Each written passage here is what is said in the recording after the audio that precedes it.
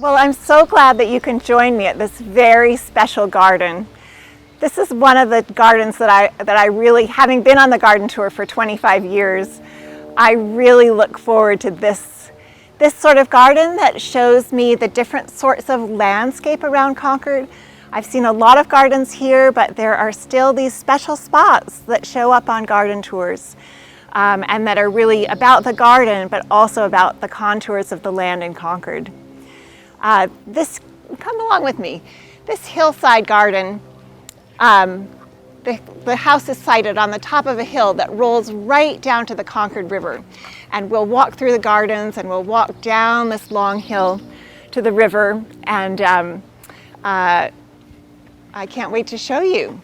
One of the really special things about this garden is that it's been here for 26 years. The owners moved in that long ago. So it really has had a chance to mature and fill out. So you'll see some wonderful trees that they planted.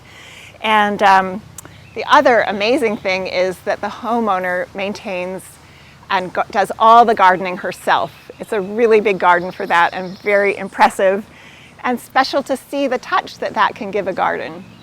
So let's move along past the front garden that we'll come back to, and through a woodland path. The homeowner really wanted to show us this path and then these beautiful containers she has. So along this path, this woodland path, there are some really great hemlocks, and it has this moss-covered floor, and which is a wonderful grass alternative if it doesn't have to have too much traffic on it. Loves the acid soil in Concord. We also have a lot of red buds. They're white red buds, but they're all along here. Some red buds, some dogwood, a magnolia. I just want you to have a sense of what's around us. So the path takes us over to this meditation garden with this lovely bench to sit on, and then planted all around with these paper bark birches, and then looking up at the sky through the birches. I just love to do that with trees. So we'll walk back toward the house. We'll walk along this path, this lawn, with boxwood and leatherleaf viburnum. Just a really nice, mature collection of shrubs and understory.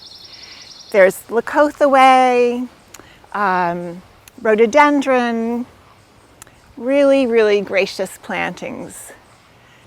And we'll go down the steps, past the cotoneaster and vinca, Japanese maple.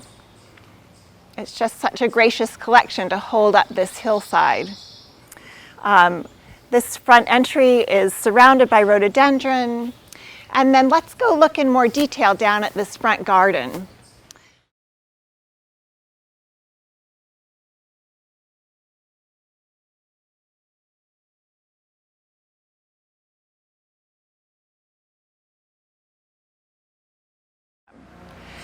So I want to show you this front bed that is part shade.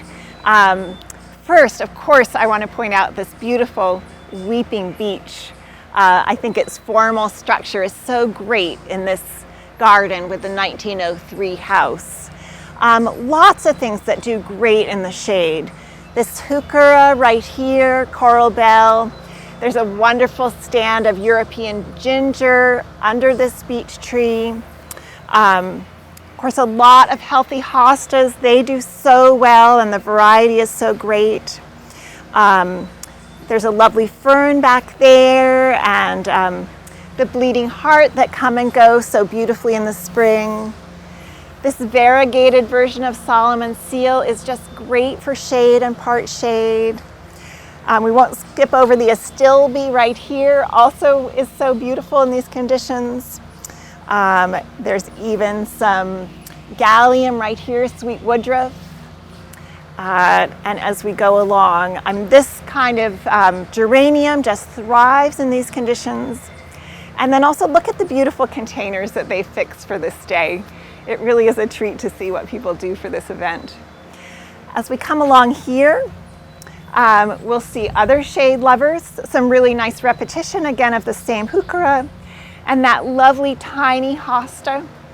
And then we'll see lots of azaleas on the property like that one. Okay, here's a hellebore. So here's a great thing to have in a shade garden. It's wonderful to leaf through the season, but these flowers come out as early as March, and it's such a treat to have something come so early. And here's another one of those hellebore. Again, hosta, the sweet woodruff mixed in, everything you want in a nice shade, part shade garden, and that does well. It's great to see a garden thrive like this. So now as we are about to come around the corner, we have a big treat for you, a treat and a surprise. So now we're coming around the corner to this really beautiful, beautiful garden. Remarkable that the owner does this all by herself. You see first this lovely lupin. It's so great right now up against the house, and all these purples, the clematis right there. And wow, look at where we are. This is the kind of thing I just love to see in Concord. So I'll show you some detail in this garden, but I really do want you to begin to take in this broad view, which is so special. In the garden are a lot of things that are blooming now and that will bloom through the summer. This great lady's mantle. I think you can see, I'll just tell you sort of a list of things we're looking at. The tall foxgloves, and you can see some peonies all out. They've all been enjoying the sun out there. We've got a great stand of delphinium that will come along and be these wonderful blue spires up that you can see the view through in the summer. That's going to be so great. And then again, of course, the iris are in their height right now. The peonies all coming along. Look at that bowl of beauty over there. It's so lovely. I love seeing the spires of lupin in this garden, along with these spires of beautiful foxglove. But I can also see things that are coming along, this, to carry this into the fall. The sedum, over there, that light blue of the ansonia, which is so pretty right now. But really, I think it's planted for its vibrant yellow that is late August, September, and it just will be such a strong statement right then. I always love lamb's ear as an edge like this. It just feels so good, and it's this beautiful, soft blue, gray, green edging. And look at the colors over here. This, again, very unusually colored iris. And the end of that, what was just spectacular, huge bleeding heart, and that blue in the background, that is another really big, healthy Amsonia. So I love seeing that, and it's great now, and it will be just great in the fall. So big stand of yarrow right here. There's a Cimicifuga behind it. A sedum that's going to be just great in the fall. And then you can see poking through these lovely stone walls right here, which I just love with the garden. So I think that gives you a look at this border. But again, look back at the sweep of it and all those colors and textures together. And then let's look across all of these flowers at what is below.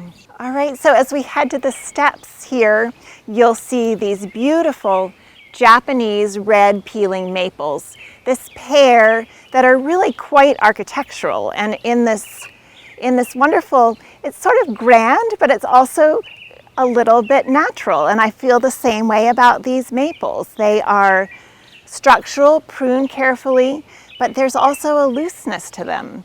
So, and they really frame that view down to the Concord River beautifully.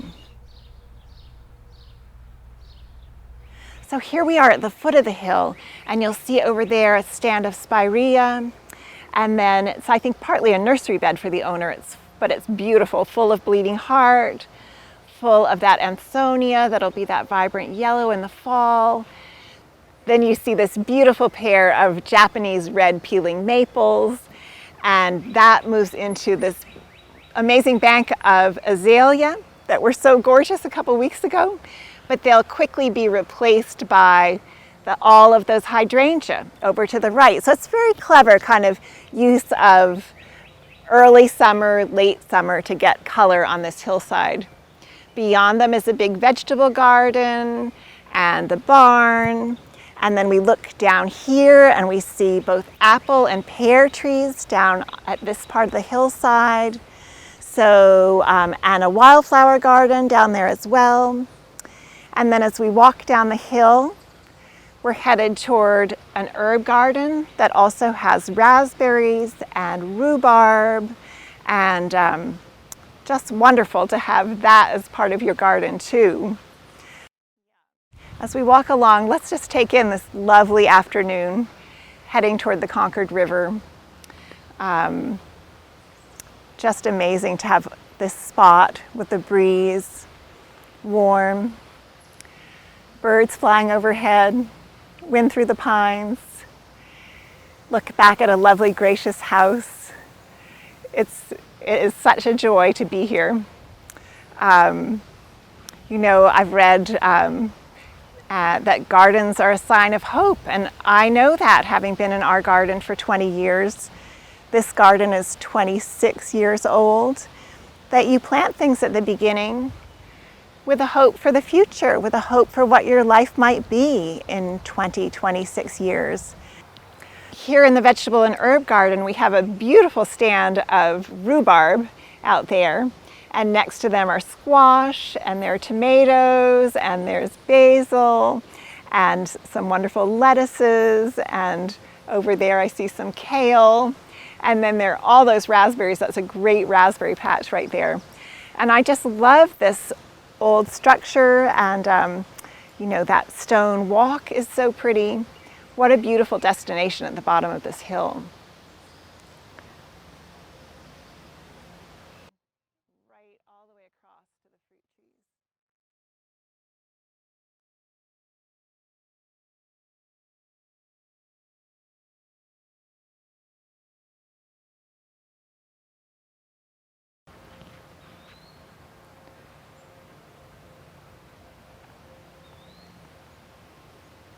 There's a wildflower garden right here, and I want you to see those beautiful woodland phlox in the sunlight over there as this garden transitions to something much more natural. That's not an easy transition to make, and I think she's done it beautifully with really quite a curated woodland here. We're walking through this really pretty little grove of apple and pear trees up the hill toward the vegetable garden. The vegetable garden has, just growing on the fence, some beautiful clematis and grapevines, and there's just a lot of growth everywhere in this garden.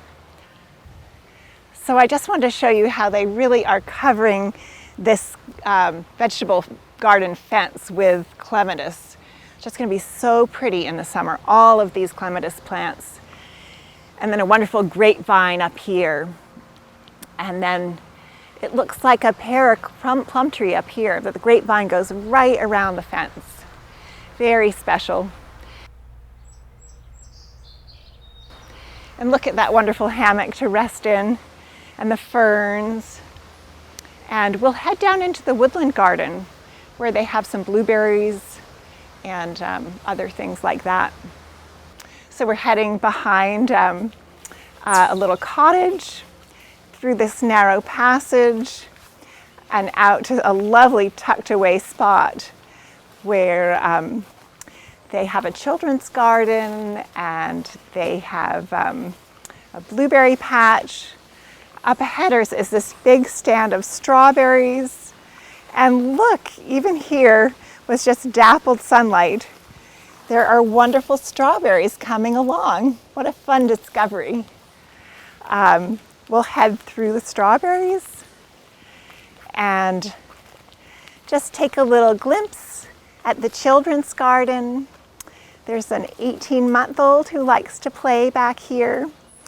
And the gardener's just developing it into this sweet spot to play, bringing over some of her houseplants and some cute touches like the bunny eating the lettuce over there and these wonderful grapevine sculptures.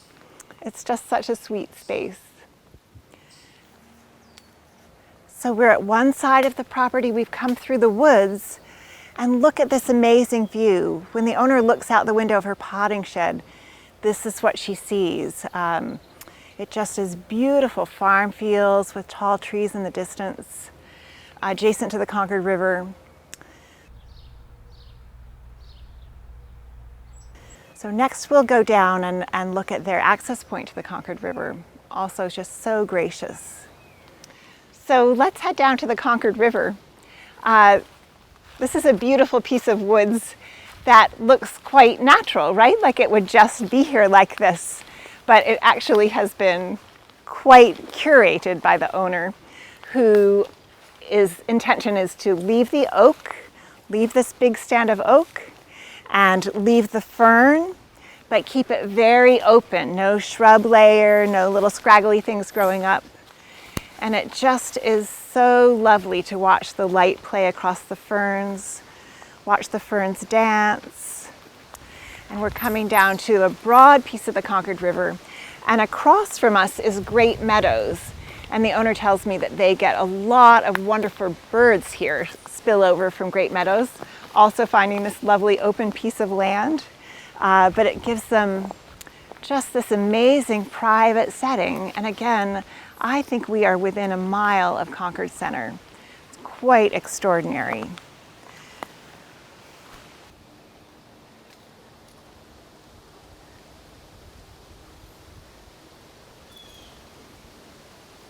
Just watching the wind dance in the leaves of the trees, the tops of the trees across the river, is so peaceful. And this is a pretty slow flowing river. And no one out here right now except for us.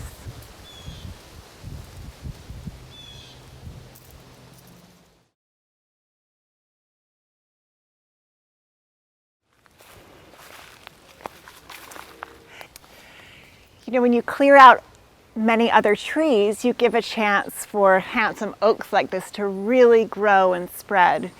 And you'll see as we go along some really nice specimens, oak specimens. As we head through all of these ferns. So sometimes in the woods you find a surprise like this wood anemone. It's just going by, but it's such a little sweet white surprise dotting up here and there. It's a nice spot again to look up toward the more manicured part of the property.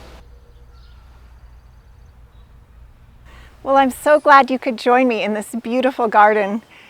It's amazing to see something like this that is made by the owner over time, tended by the owner. It really is a special place. I'm so glad you could come.